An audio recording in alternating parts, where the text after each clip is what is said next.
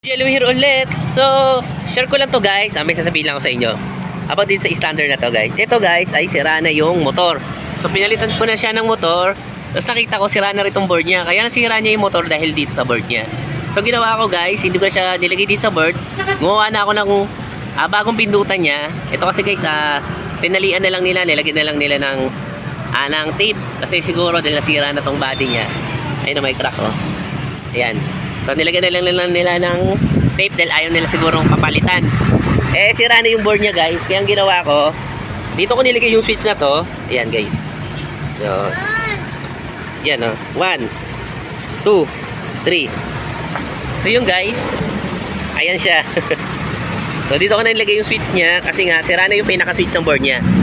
Kung pwede namang palitan guys na board to, hindi ko lang kung magkano kasi wala rin naman ako alam kung paano kung magkano to kung papalitan natin ng board niya, no? So ang ginawa ko guys, para lang magamit nila, naglagay na lang tayo ng switch dito na tago naman para hindi kita na pangit. So yun, 1, 2, 3. So yun lang guys, sinare ko lang yan.